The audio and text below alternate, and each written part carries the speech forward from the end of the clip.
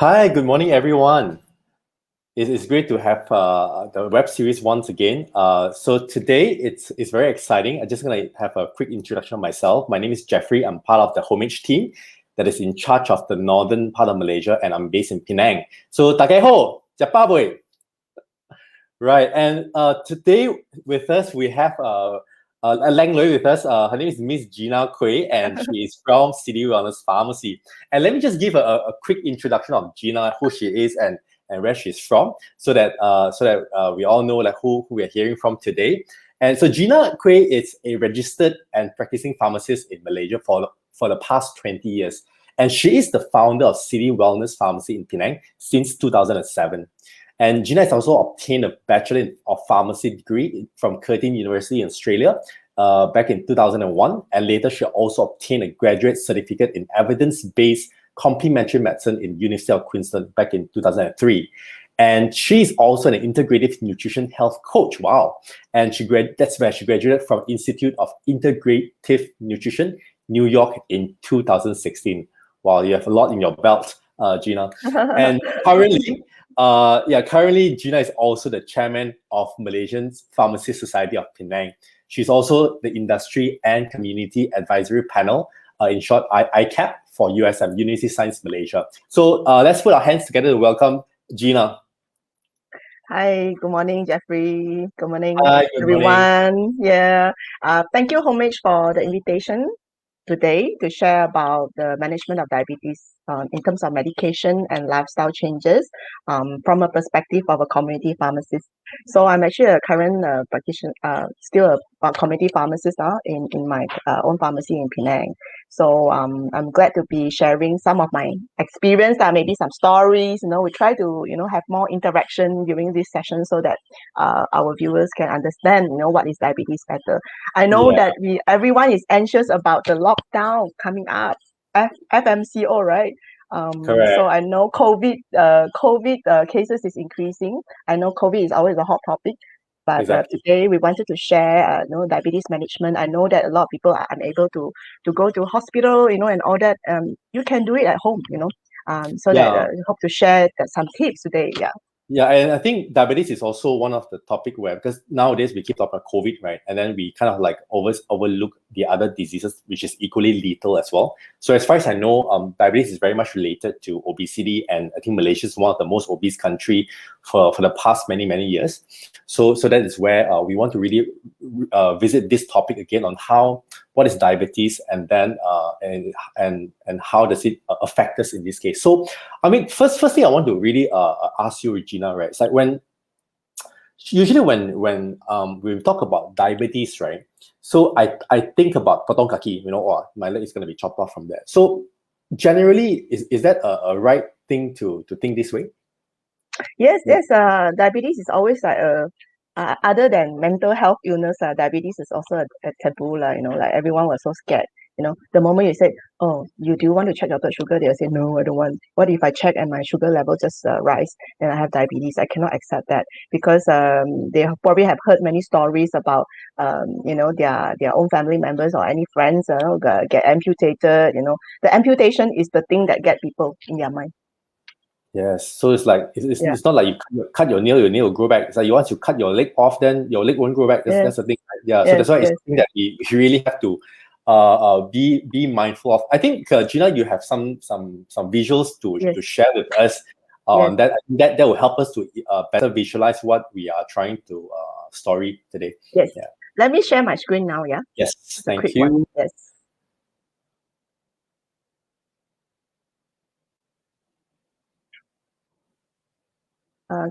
Can you see my screen now? Yes, it's processing on the way. Yes, we can see your screen now. Okay, so this is the first page of my presentation. We will do a more interactive one, right, Jeffrey? Correct. Yes. So as we go on. Ask you questions and all. Yeah. Yes. So this is managing diabetes and lifestyle changes.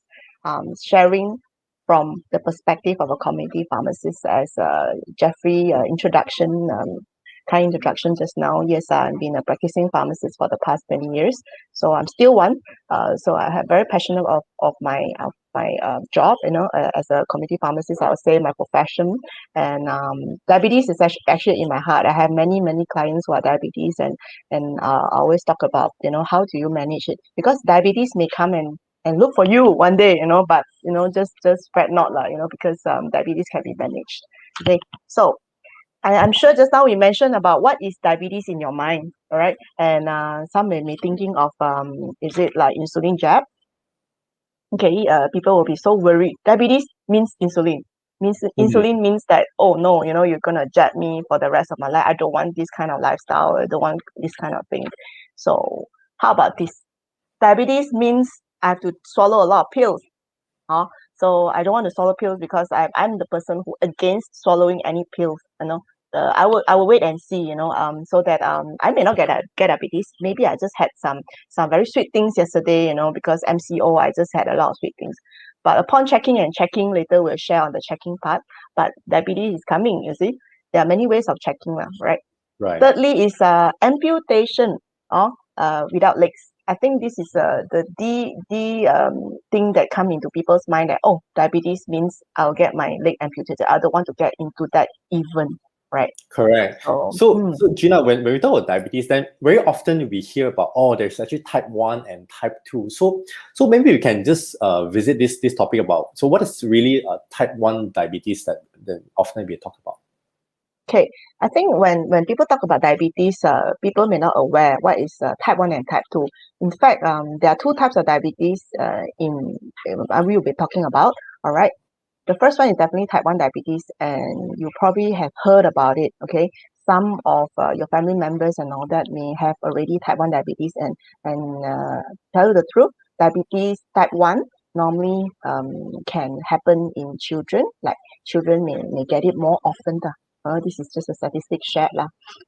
Recently I also encounter one of my friends' son who is only about 2 or 3 years old. Suddenly has this problem of a lot of urinated, the diapers is always full and it's kind of smelly. And the person who shared this to me is also a pharmacist, and she just got a clue like, how come my child's diapers is always wet and it's always full, you see. And she just took a diabetes monitoring machine and just prick on the hand of the son, the finger of the son, and guess what? Upon checking, it's like more than 10, and it's very very high. And to get a shock of her life, and she went to diagnosis by the doctor and confirmed the type 1 diabetes. So she was like devastated lah. So what is actually a type 1 diabetes? In fact, type 1 diabetes is nothing we can control. It's because our immune cell destroy our beta cell in the pancreas. This is very technical, but basically pancreas is one of your organs in your body, and unfortunately our body self-attack. Right. It already gone to the stage where you don't know who is good guy and who is bad guy. Our body just attack it's not everyone. like, correct. So it's not an external factors where, or maybe the child had too much ice cream, too much chocolate, then it caused this type 1. So type 1 is not caused by external factors, isn't it? No, not at all. So in fact, this immune cell basically just attack itself and attack the beta cell. So beta cell is actually the one. Okay, the beta cell in the pancreas is actually producing the insulin. So the insulin is a hormone, okay, produced by the pancreas and actually kind of metabolize the glucose and all that in the body. Right. So if this one is already been shut off, you can't do anything. The glucose level in your body will be always on a higher mode, because whatever ice cream or whatever food that you consume, it will just remain in your body but not being sent to your cell level. Wow. Okay. So sounds really scary. But Yes. maybe we can then compare it with. So how about type 2 in this case then? Okay. Type 1 is autoimmune. Okay. So type 2. Okay. This slide is actually a busy slide. I got it from a reference. Okay. It actually compare type 1 and type 2 all together. Type 2 it's more basically that our body is unable to respond to insulin, and over time production decreases. So it's actually an insulin resistant case. So means that the pancreas is not yet, being attacked fully, but slowly degenerating. So that's how the type 2 come in. And normally type 2 will say it's a mature age diabetes where it will come slowly upon maybe 40 years, 50 years, and even 60 years old. Around that time, the risk is there. So type 1, difference between type 1 and type 2 is like this. So type 1 is normally at younger age. Type 2 is actually at more mature age. And type 1 is actually the pancreas is gone. Okay. Type 2 is slowly degenerating. Okay, then one question, right, Gina, can you get type 1 and type 2 at the same time? No. So it's either I you're haven't type heard 1 of or it. type 2. Yeah, Right. yeah. Because Okay. type 1, the pancreas is already gone. So you need to be using insulin for life and checking your blood sugar for life also. Right. Mm. Right. Okay. Wow. So type 2, it's more like, of course, today our topic is more on to type 2. And we have, to talk about, healthy diet, regular exercise, and all that to prevent the onset of the type 2 diabetes. So there are many risk factors we can talk about later. To prevent this, can some may actually ask me, can diabetes be prevented? Yes, it definitely can. Yeah. Right, I think definitely you just shed a light at the end of the tunnel where we can actually prevent type 2 diabetes. So it's not end of the world when you got diagnosed. So there is something that we can do to, in fact, probably slow down or I don't know, even reverse, if I may say Yes. that. Yeah. Yes. Sounds All right. good. Sounds good. Yeah. So I think I hope that I explained the main key thing. I don't want to go into technical, but the main type 1 and type 2 hope we already handled here. So we go on to the next one. We wanted to address this topic today. What is diabetes type 2? Diabetes, means high sugar level. A lot of people will say, oh, does it mean that my sugar level is really high and can I digest? Yes. Means that it is a condition where which the body does not properly process food for use as energy. Okay, imagine this slide. I show two bright photos that I think a lot of people would like to eat them. A lot of people have this sweet tooth problem. You see, anything that's sweet, like sugar, like cakes, anything with fondant, anything with very nice. I think children will also like it, huh? We That's actually right. start giving sugar when our child is young. Like feed them ice cream, feed them Smarties, feed them whatever, thing that you can think of. And that's actually the sugar that once you eat it, okay, you have to get your body to work harder to process off the glucose, that you consume. And of Right. course, glucose, when you eat it, you feel very happy because they actually give these happy moments. That's how some company may say, oh, you take this ice cream, or you take this drink, you feel happy because glucose actually satisfy the need, of being Right. happy. So when children they throw tantrums, right? Then the parents, hey, come on, Papa, give you ice cream, or Papa give you chocolate, something to make them happy, to make them stop throwing tantrums, right? So that's not good at all. Yeah. No. Okay. So parents, unfortunately, don't do that. being parent myself, I also do that sometimes, but cannot do that all the time, So it's just a part of our society, to actually give the sugar first. So the more sugar you give, okay, the more the harder the person, as a whole, because the pancreas has to work harder slowly because you already cultivate that habit. You see, no sugar, don't not happy. So that's how this sweet tooth come by, this term. So unfortunately, type 2 diabetes is a matured age diabetes. Imagine your pancreas when born is at 100% efficiency. As we grow older, okay, the efficiency drop. So when you test your sugar level, you show, if a person has got poor pancreas function, the sugar doesn't get metabolized, and it will show, let's say, we talk about the figure later, it will be higher than normal. All right, I'll go on to the next slide. You see the carbohydrate when consumed, okay, it is broken down into glucose. So carbohydrate, you can think of your noodle, your rice, even your apple is actually fructose, you see. And then maybe say pasta or any sweet stuff, your ice cream, your chocolate, anything that you put in your mouth. And then once you consume, digest, and then you go into your bloodstream.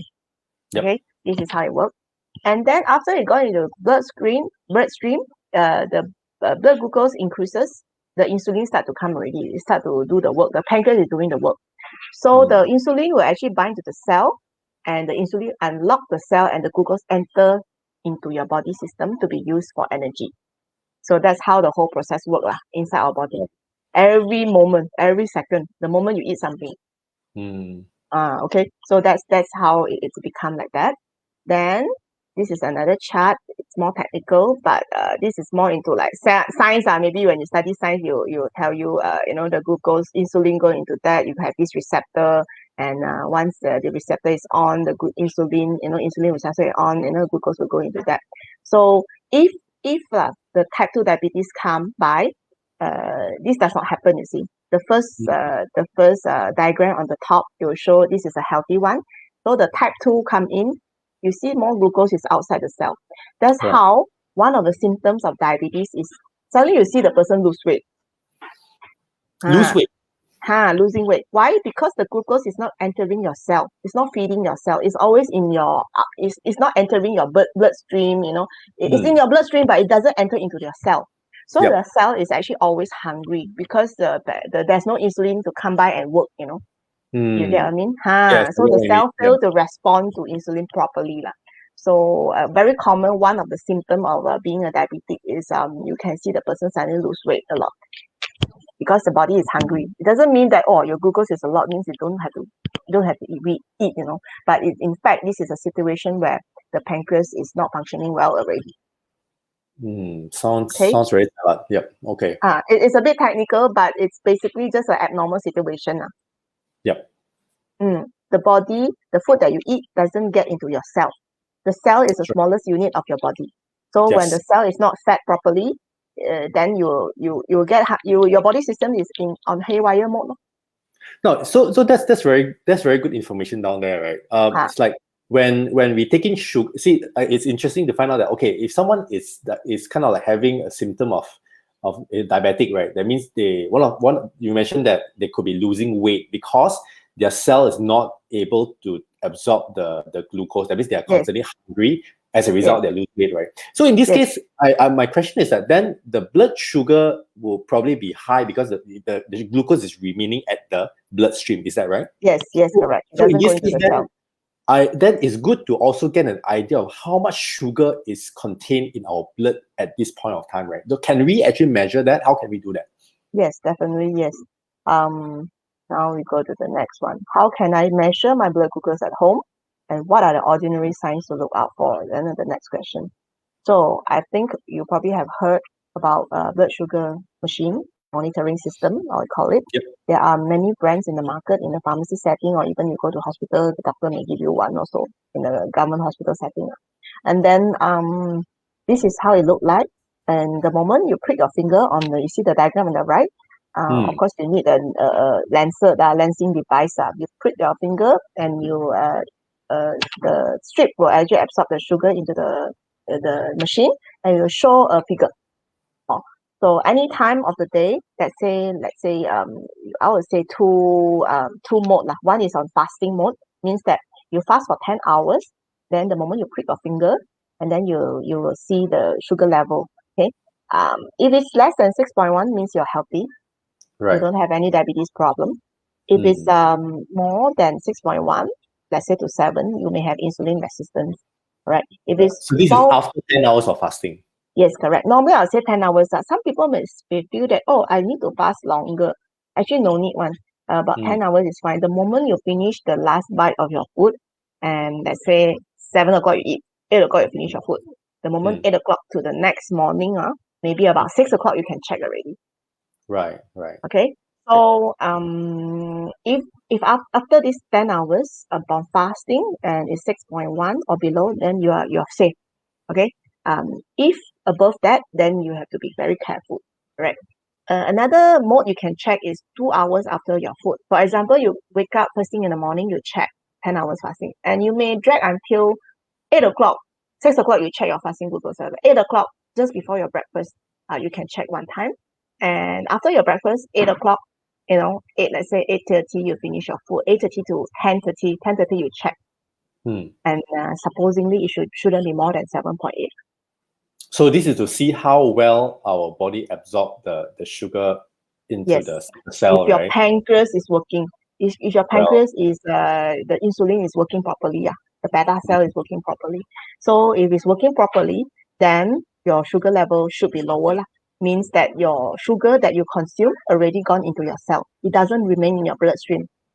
right. So if it's a lot of the sugar still in the bloodstream, that means then this blood sugar test will show that it's probably above 8 or something like that. Yes, Then correct. okay. Or So insulin resistant case for pre-diabetic case, or it may be like 7, 8 like that. It will go very high. For serious diabetes cases, it may go very high, like more than 10, even one time check 20, 30. I think mm, I've heard my story like emergency case, it can go up to 60. It's like right, very, very crucial already. Oh. right. So you see here, I mentioned on my screen, I say health check, blood sugar test 7 times daily. Oh, so actually it's a bit it's too many times. I think at the end of the day your finger will probably feel very hurtful. but this is if a person has diabetic and not control well, this is how I will advise my patient to do it 7 So, times daily. so Gina, would you recommend people with sweet tooth, right, to actually get one of these to actually check at home? Because those Yes, why not? why not? Yeah, it's just a Yes, precautionary check, right? yes, Yeah, because we probably wouldn't know that actually we are already diabetic or pre-diabetic, yeah, before we even check it. Cool. So yeah, when yeah. is there any other test? Say for example, if let's say we were to go to hospital or different medical centers, right? Do they use this to check, or is there any other test that's available? Okay. I finished this slide. I mentioned that 7 times daily, right? In fact, Hmm. you can go to just now 7 fasting when you wake up 7 times. Um, 7 times means that fasting upon waking, and then just before your breakfast 1 time, after your breakfast 1 time, just before lunch 1 time, after your lunch 1 time, just before your dinner 1 time, and after your dinner 1 time. So that's total 7 times. 7 times. Hmm. So Hmm. that's how uh so how that's being monitored lah. Okay. Right. So back to your question, what are the other tests that you can check? In fact, HbA1c is the one that normally in a hospital setting you can check, or a lab setting. And in fact, at pharmacy level, we do have a machine which can check this. So HbA1c is a check it's a method to check your blood sugar level, average blood sugar level for the 3 months gap. But the logic behind this is this. So what is HbA1c? Just now I mentioned red blood cell, right? Our body, the glucose actually attached to our hemoglobin. So means the glucose, our sugar and our red blood cell are the so-called abang adik good friend So Right. when the red blood cell see the blood glucose, it will actually attach together. Hmm. And the red blood cell actually recycle every 90 days. Hmm. So this marker HbA1c actually come by to check this glycosylated hemoglobin. Glycated hemoglobin. So it's developed when a hemoglobin, a protein within red blood cell that carries oxygen throughout your body, joins with glucose in the blood, become glycated.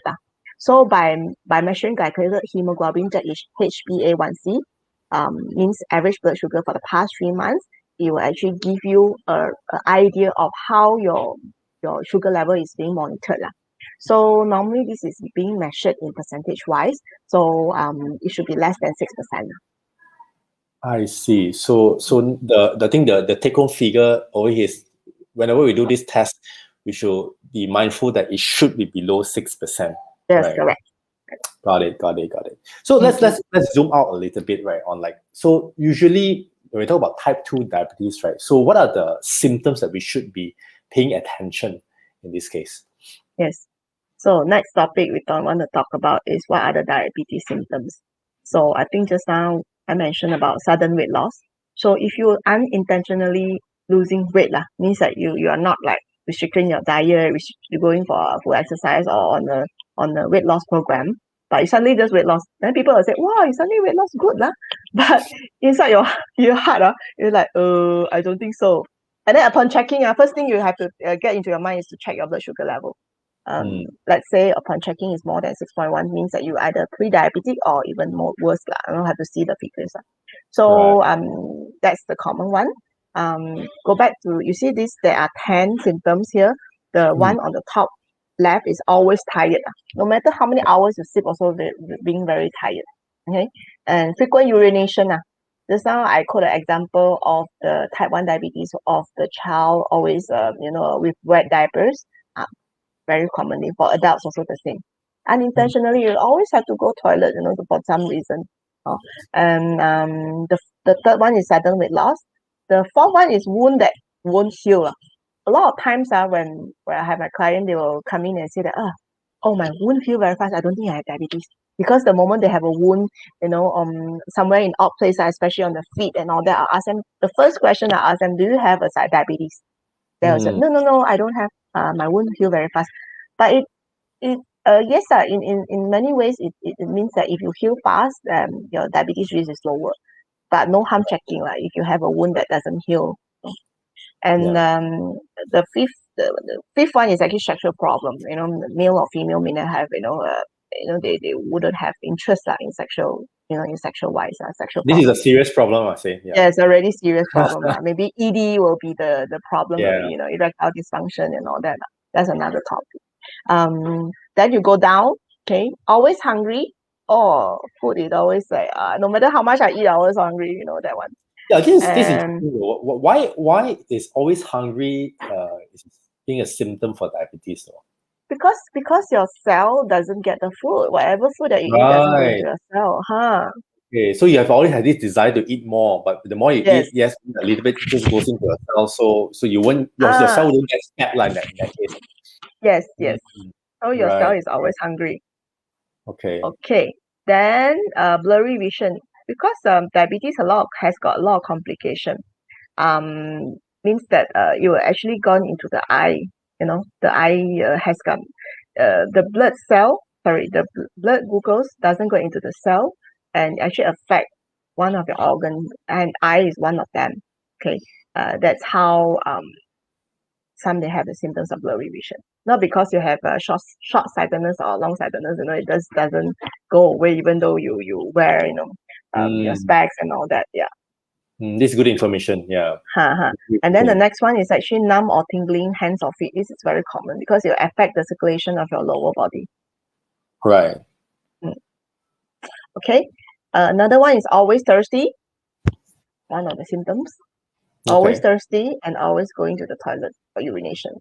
The final one is actually vaginal infection. Okay. So these are the top 10 symptoms. These symptoms are usually affecting, is there a particular age group that we are talking about, like, or maybe a particular body type? Should we be more aware when we are approaching middle age or even elderly, or should we be more aware if we are overweight? So does diabetes affect everybody or just a particular group of people? Of course, if the person is overweight, is definitely one of the risk factor. And overweight, and of course nowadays diabetes may not only attack those who are senior in age only. Just now I mentioned about 40 years old. Yeah, commonly is 40 years old and above. Then you have to be very careful. So a lower age group, the type 1 diabetes may be a risk factor also, right? I mean, maybe a one of the factor.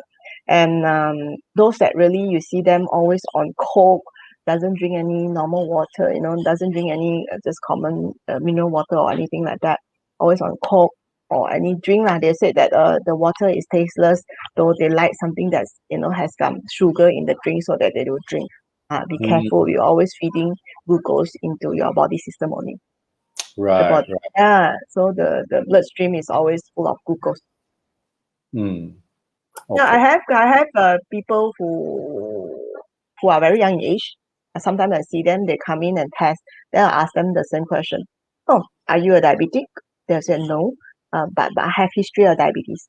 Then I say, oh, okay. So upon checking, and they are like, let's say 5.1 or whatever on fasting, they're very happy. Then I ask again, why you want to check? Why you want to bother to even check at your age? Let's say they are working class, like 20 to 30, started working 30, let's say around 30 years old. They'll say, oh, because my family history has got diabetes. I have a sweet tooth. They will tell me that. I just want to be very cautious. So they may come once or twice a month to check, just to make sure only. Yeah. In a pharmacy setting. So it's Okay. good that they have this kind of awareness so that even though they have diabetes, they know how to prevent it before it get worse. Right. Mm. Okay. Yeah. Okay. Yep. So I'll go to the next slide. This is the question I asked. Yes. Yeah. I think I answered partly already. Okay. Now, diabetes only affect the elderly or individuals who are overweight. So, prevalence of diabetes, according to our National Health and Morbidity Survey, this is 2015 figure I'm quoting. We actually target on people who are more than 18 years old. Non-diabetes already 8.3%, and non-diabetes 1.2%, and total diabetes is actually 17.5%. So I would say that, according to this survey, they actually take 18 years and above to do the survey. So I would Yep. say that it doesn't mean that you are 18 and you are safe. Yeah. Of course, this is just a very safe figure. I feel that it's not checking everyone, checking those that have already had risk factor or have this certain level of health literacy or awareness. They wanted to know, their body system. All right. Right. So that's how the figure come about lah. But this is just a very safe figure. I feel that it may be higher now because it's 2015. So I should get It's like 6 years old, right? Yeah. It's now sometimes it's double.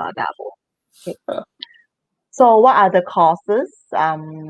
Just now I mentioned overweight. Yes, overweight is definitely one of the controllable risk factor. Lack of physical exercise, bad eating habits. Okay, uncontrollable risk factors such as family history. That's what I mentioned about family history. Anyone aged more than 45, or anyone with polycystic ovary syndrome. These are some risk factors. So Right. yeah, just bear in So, mind that if your parents have diabetes, then you should be very, very be careful. so I think over here, I think we can kind of like focus on the controllable risk factors where we can play a part in actually reducing the risk of diabetes. Where if you are overweight, then we know what to do. Is in the sense of having a healthier diet, exercise more, have a good exercise plan, so that we can control the risk. And then, uncontrollable risk, I think we can't do anything about it. But the good news is that we can control the risk by really having a good lifestyle in a sense. Yeah. Yes. Right. All right. So that brings me to the next question. Now, what if, right? If I have I'm diabetic, and then maybe I'm pre-diabetic. So what are the consequences of diabetes? Okay, just like I mentioned about the I factor and all that, right? There are many, many consequences of diabetes. You see here there are like I think 10 already, 8 or 10 already. So complication or consequences of diabetes, these are such that it may affect the organs. Okay, organs. First one is actually the eye. You see the diabetic retinopathy, cataracts, glaucoma, and then it will affect your heart also. That's how you get the heart attack, heart, and then it will affect your lower body, lower from the feet and around the feet area, lower body.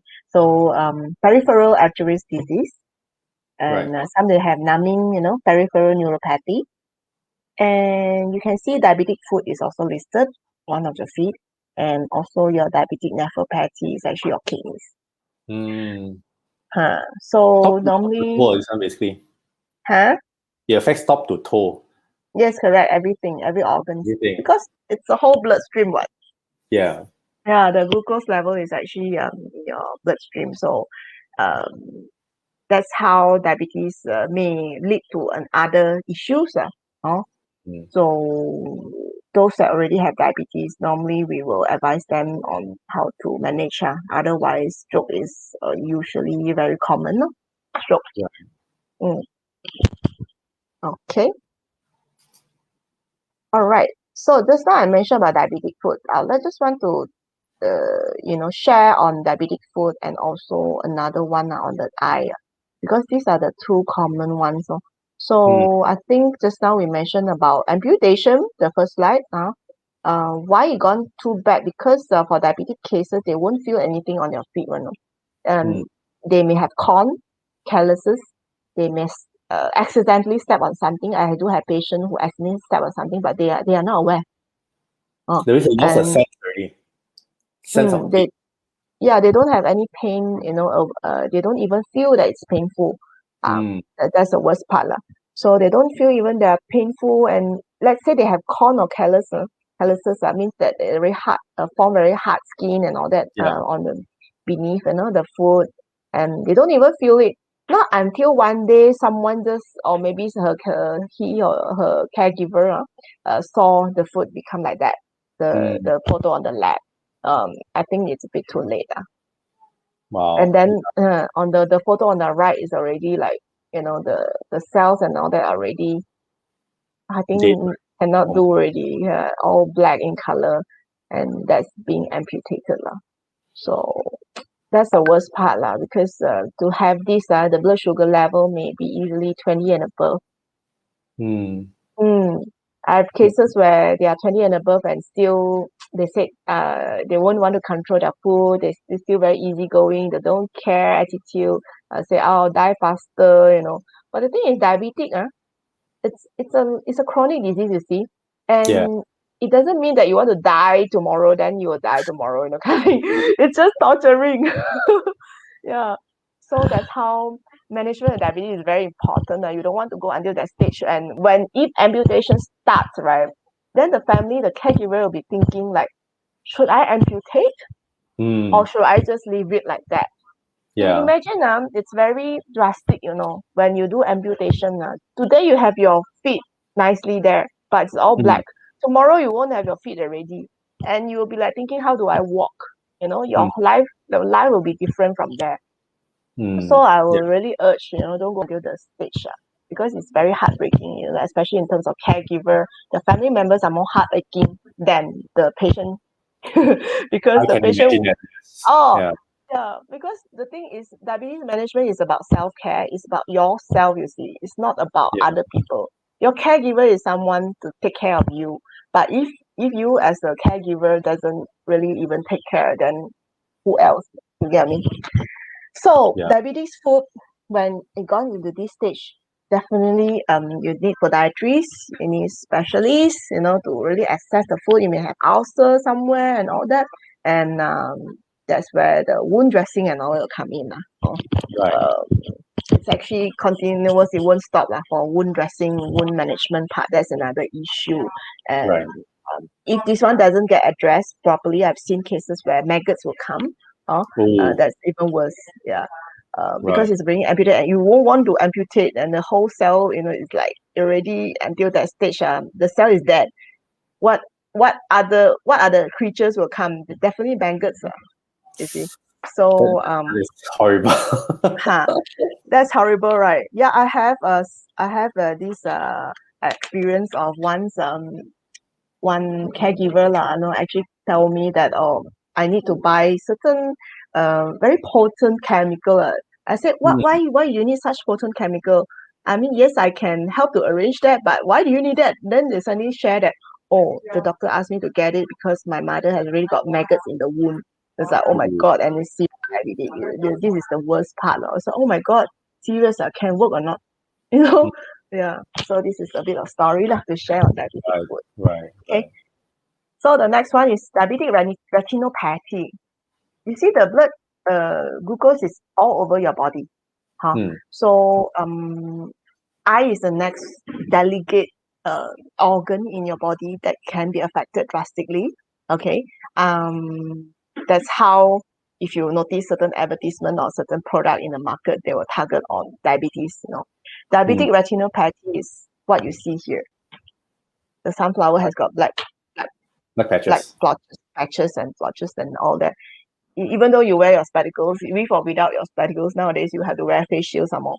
So you can see black patches all around it. Let's say, hey, how come it's like that? Because it's actually blocking the view already. Your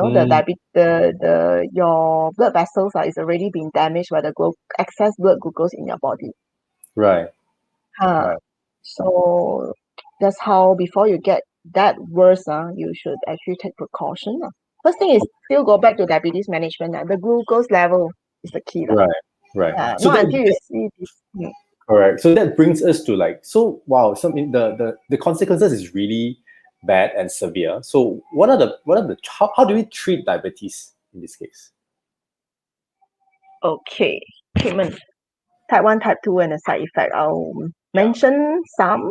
I think maybe some of you already aware that a person who is a diabetic type 1, there's only one solution, which is insulin needle. Okay. Okay, because there's no other way. Just now I mentioned type 1 diabetes is a case where your pancreas beta cell is already being attacked by your own body cell, autoimmune disease. It's an autoimmune disease where your pancreas function is like gone.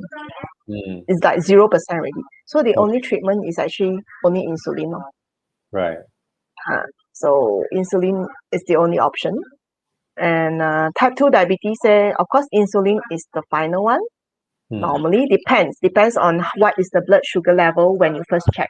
If the blood sugar level upon first check, right, it's like easily more than 10 or even 15 or even 20, that's how you need insulin also straight away, because the Right. pancreas is not working anymore. Imagine the Correct. senior come in, the caregiver check, and it's like, wow, 15 or 20. Definitely Mm, insulin. I'll straight away ask, are you on insulin already? They'll say yes, mm, or maybe they gradually move towards that lah, because the Right. function of the pancreas may deteriorate one day by one day. So of course, first thing commonly prescribed by doctor, first line is always metformin. If you heard glucophage, let's say you go to a government setting, government hospital, Pulau Pinang, or even a government hospital, glucophage is one of them. Glucophage is the brand or metformin type 1. Type 2, the first line. Or nowadays there are newer drugs like Januvia, there are like Jardiance. There's so many. There are some added lah. So you see, normally for mild case diabetes, the doctor will prescribe metformin first, and if it get worse, the diabetes is not managed well, commonly the doctor will actually add on your medicine lah. So it Right. could be 1 type, 2 type, 3 types, or even 4 types, slowly add lah. Or they slowly increase your dose, maybe 500 mg, 850, 1000, or go to maximum dose. I've seen cases where metformin is prescribed like until like 2 gram or even 3 gram, even at a higher dose, and but still diabetes cannot be managed. So at that time, doctor may add on things like second line, we call it maybe dimicron. You've heard of it, dimicron, or gliclazide, or there are so many lah. Right. There are definitely many names, and I think if let's say if you are located especially in Penang, then you can always drop by City Wellness Pharmacy to really get a consultation. Yeah. Like what kind of drugs is available, like what kind of drugs is Yeah. suitable for Yes, each individual case. Yeah. So of course, when you talk about, because I practice Western medicine, so I would say that metformin, and there are many side effects definitely. Commonly, I would say with metformin, nausea, stomach pain, bloating, diarrhea, constipation, or hypoglycemia if you add on medicine at one time. And then just now I mentioned about insulin, the common side effect is actually weight gain. Maybe Right. that's how you have to measure your blood sugar level all the time, just to make sure you get the right sugar level and the right medicine to Correct. control it. This Right. is one of the key factors. Yeah. Okay. Well, in the interest of time, right? Maybe we can just go straight into like how can really diet and exercise help? Because this is something that I think a lot of people in pre-diabetic, maybe especially like something they can control, something they can do with their own diet and daily diet, and of course exercise. How can diet and exercise help? Can. So I'll go straight. This is Yes. just maybe next time when we can talk about supplements. Sure. Yep. So yeah, how can diet and exercise help with diabetes? So you see, chronic disease such as diabetes is actually a metabolic syndrome. Right. Okay, this is a very big word, metabolic syndrome. Is simply due to body fat accumulation, the sensitivity drop, glucose tolerance drop, your cholesterol may rise, blood pressure may rise, high risk of blood clots, inflammation, and all that. So if diabetes, talking about diabetes management, commonly we'll use medicine to control if the sugar level is really high. But Yep. there are some people who doesn't like to take medicine at one go. I would say go back to 3 months regular exercise and healthy diet wise. Then because just now we mentioned about risk factor is obesity. So obesity, a person may have, eating too much calorie in your body, and with reduced physical activity, that's how the diabetes may just, happen to your body. All right. So the key one will be weight reduction. And then you have to practice this regular exercise and also healthy diet. So when this is controlled with together with medicine or even supplements, okay, you will control your metabolic syndrome. Once it's controlled, then your diabetes, type 2 diabetes, will be improved. Sounds This is good. a summary. This is a summary lah. So how to go about in doing the regular exercise and healthy diet? Maybe we will need the help of, I don't know, physiotherapist or maybe Yeah. dietitian. But briefly, normally I'll share with my client. I'll go on to, into like suku separuh. You heard of Malaysian diet, Yeah. the plate, that's general. And you have to exercise. The suku separuh simply means that you have to control the portion of carbohydrate into 1/4 of your plate. Okay, and then Right. your vegetables should be at least half a plate together with your fruit, and then your protein such as your meat, your fish, your egg, and all that should be 1/4. Okay, you control the portion, because normally in a regular setting, even now we eat out a lot. I mean, what I mean is we tapao, we actually, because of MCO, normally commonly we actually grab things that full of carbohydrate, if you notice that. That's right. Yeah. Yeah, like char kway teow, hokkien mee, a lot of these carbohydrate only because you need carbohydrate to fulfill your hunger so that you feel happy. You see, so if you have too much carbohydrate but your lack of all these protein, fruits and vegetables, your plate is not complete. You see, that's not suku separuh anymore. And Correct. without regular exercise, because of nowadays, I'm talking about the new norm with MCO and all that, you sitting and all that, and yes, you can get overweight, like higher fat level, higher cholesterol, and the type 2 diabetes may just pop by. You see, so I think to reverse that, you need to do that lah. You see, so talking about going back to regular exercise, I mean, in one sentence, I would say you need at least 150 minutes a week, okay, to really see a difference. 150 minutes a week, right? Yes, that's actually according to WHO guideline. And how to do that? Simply, you can easily just do a bit of calculation, maybe 30 minutes a day for 5 days. You can hit that already. Right. Cool. Okay. All right. Then I think we can move on to one more slide. Yes. So this is a very busy slide. So what I do in my pharmacy setting, I help people to. I'm also a health coach. You see, for me as a pharmacist, I also passionate about health coaching. So the goals of care actually comprise of so many things. You see, so healthy eating, regular exercise, medicine control, regular checking. There's so many plans talking about so that you can achieve a goal. I can give you a target. So how are you going to do? So these are the ways that we can help to manage a person in terms of wholesomeness and all that. So that they have to agree to participate first because talking about diabetes management is actually a two-way. I can give you the best plan in the world to manage your diabetes, but if you don't follow or you decide to say that I'm still thinking whether this is the way or not, I'm still thinking whether I can do it or not. It's about mindset problem really, right? So if you feel that yes, I want to do it, I want to reduce it, then this is the way for you, and you just have to follow it. I've coached many, and they have actually successfully really reduced their blood sugar lah. So I mean, this is what I do as my passion to help the diabetes cases. Yeah. That's really great. That's really great. Right. I think we can actually go on to the final question. Then I think we have some question from the floor, which we'll reserve the last 10 minutes or so to go to that. So maybe the last question over here is that how can we prevent diabetes before it really starts to haunt us? Yeah. Yes, just now we talk about so many slides and we talk about are you a diabetic? Have you checked your diabetes? Talking about checking 7 times a day. That's more with a person with pre-diabetic or diabetes. Yes. Just now I share about young patients come in to check because they are worried whether they have diabetes or not, because maybe they have a sweet tooth or maybe they have family history of diabetes. So this trending part, you see, when there are higher than normal levels of blood sugar in your body, then you should start to worry lah. But before that, you should have the level of awareness such that you wanted to go and test. You are aware that the food that you eat can contribute to too much sugar in your body, and your pancreas may be overloaded. You have to Right. have this in your mindset first. If you have that in your mindset, then you will think of, oh, I should go and check. If it's more than 6.1, then I have a factor, a risk factor of having a diabetes in the future. So that's pre-diabetes.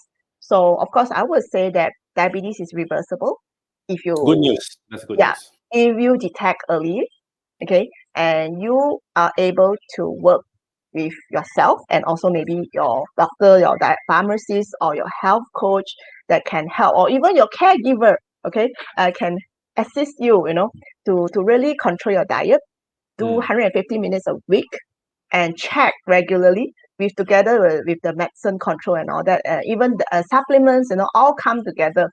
And in diabetes management, it's all about this lah. So if you Right. can stop it, well control, and I have clients actually successfully do it, and they actually really follow lah. They become a whole new lifestyle lah. To really control their diet and exercise together with some certain medicine, and they are happy with that. So then there are many pre-diabetic cases with simple medicine, or like for example, just now I mentioned about metformin or even Yeah. certain supplement. They live there, live in that stage, pre-diabetic stage for life. Some even for life. Okay, some may contribute, may have certain other factors that contribute to further enhance it, or not to say enhance it, like further worsen the diabetes symptoms and all that, and become a full-fledged diabetes. So we wouldn't want to go to that stage. You see, that's from trending pre-diabetes to diabetes. So I think the decision lies in your hand, whether you want yeah, it to go which side of the chart, right? Okay, yes. great. Now I think we have some questions from the floor, right? So maybe can we start taking some questions to actually answer some of these? So maybe I'll just stop sharing. So Yes, on thanks, my Gina. slide, It's really okay. informative and really helpful. Let's go Yeah. to Q&A. Thank Yeah. you so much. All Okay, right, so from go to the main screen. Fakira Mukhtar, is sugar-free candy better than normal sugar candy? Good question. Okay. Sugar-free candy, if you look closely at the nutrition fact, a lot of time they'll probably tell you it may contain, I don't know, it depends on which brand. It may contain aspartame. It's actually artificial sugar. It will tell you very, very low calorie, maybe like less than 1. Okay, but it's actually a chemical, so-called. It may be good, it may be harmful to you. Actually, it's more harmful than in a positive matter lah. Sugar free, some they actually use stevia. Nowadays very popular, stevia. Even like calorie free Coke, I've seen it. But if you look closely, they use other substitute, sugar substitute lah. It may be stevia. Stevia is actually more natural plant. It's actually a natural plant that you can use to control lah in that way. It's actually good. Nowadays there's so much sugar, I can tell you. There are even like brown sugar, molasses sugar, you name it, like there's so much sugar rather than white sugar lah. So if you can, yes, you opt for the healthy sugar. But sugar free is actually definitely better than normal candy if you choose the sugar which are natural one. I would say that's my answer. All right. We have the second one by Deborah. So what would be an advisable amount of sugar to eat in a day so that we are mindful not to eat sugary food excessively? So that's amount of sugar that we eat in a day. Okay, just now I mentioned about suku separo. I can only I won't go too technical because I'm not a dietitian. Later dietitian will come and ask me. Normally I would say control your portion serving. Normally in one meal, let's say I use an example of a portion of a white rice as an example. It will give you around 220 kilocalories. One bowl of white rice. That should be enough for one meal. Right. Yeah. So if you can don't go beyond a bowl. Yeah, don't go beyond your bowl. Because that's only white rice, you haven't add in your side dishes yet. Imagine some like nasi kandar a lot. They'll add kuah, you add a lot of deep fried stuff, blah blah blah. Easily 600. Even a meal, a McDonald's, sorry, shouldn't say the brand, but a fast food chain, what I mean, you can see the calorie intake, but normally one portion it should be around 220 kilocalories to be really safe lah. So if there are so many diets talking about diet like keto diet, they actually say that, oh, so sorry, you can't eat any sugar. That's even worse. To me, I won't say that I'm against or any type of diet, but go back to portion serving lah. Right. Yeah, cool. Yeah, next one from Raihan. So my father is diabetic. What kind of food should he avoid? What kind of food should you avoid? Wow, that's very broad. Maybe a common ones that we usually eat, like, yeah, what should we avoid eating those common foods? Sugary stuff. Yeah, sugary stuff. If you can cut down or go back to portion serving of the carbohydrate, it would be good. I would say that you can, let's say in a plate, just now I mentioned suku separuh, right? The rice, 1/4, a handful. Then you can see that a lot of veggie, half a plate. And you can see that 1/4 of it is actually protein. Then Right. if you stick to that and 1 serve of your fruit, that's already very good. So to Right. avoid, if you ask the person not to eat, it's like very hard. Like you say that a person who is a sweet tooth, who likes to take ice cream every day so that to eat, so that they are happy, then you suddenly ask them cannot take ice cream, then will be like the end of the world for the person. So I would say that, let's say the person has like to eat take the ice cream 7 days a week, then if I say that, why don't you cut down to 6 days a week for a start? Slowly I can't say that, oh, please don't take ice cream. Of course I would say anything sweet, please avoid. It will be good. But I think in real life, a lot of people cannot do one. They will say, I will not see you anymore, sorry, Gina. Because it's so hard. Yeah, it's so hard. Yeah. Right. So realistically speaking, it's not really about what food to avoid, but it's more of like how do we minimize the food that we usually like to eat progressively from there, so that we can eat less of those food that is harmful to us. Right. Cool. Thanks. Okay, I think we have another question from Ayman. So am I more susceptible to diabetes since I have high blood pressure? Yes, it's quite a high risk factor, but also have to see if you have a family history of diabetes. I won't say high blood pressure definitely have diabetes. I've seen many cases high blood pressure remain at high blood pressure, but have to see other factors. There's not mentioned. Are you also overweight? Are you also have family history? Are you over 45? There's so many. Are you having a sweet tooth? There are so many factors. I won't say you are susceptible, but you won't definitely get it. Yes. So this is one of the many factors towards diabetes. Okay, great. I think we have one last question from the audience. So let's see what's this question about. All right, from PC Gun. So I exercise quite a bit and I drink energy drink to help sustain my endurance run and ride. Well, this must be an iron lady. So if I do this often, right, am I at risk to diabetes too? If she drinks too much of an energy drink, You have to ask you how many energy drinks do you drink after your run. All right. If you drink enough just to cover whatever that is being lost, I would say no, because you already exercise, you have your output. Just like I mentioned, about 150 minutes a week of exercise is actually a gold standard from this WHO. So if you can stick to that and you drink the energy drink to sustain or your endurance, because imagine a marathon runner run like 1 hour, 2 hours, and then after that they drink like Gatorade or any other brand, like 1 or 2 drinks to cover the fluid loss. I feel that it's reasonable, because you are actually having the calorie loss already, so you're just replacing only. Unless there are many cases during Chinese New Year, a lot of these Best Buy on those chrysanthemum or any brand you can see, right? And you see people like carrying loads and loads of those 100, that brand 100. And then there's so many brands chrysanthemum, there are so many, and then they said, oh, it's for my guest. Okay, so but then at the end the guest doesn't drink it because they feel it's high sugar.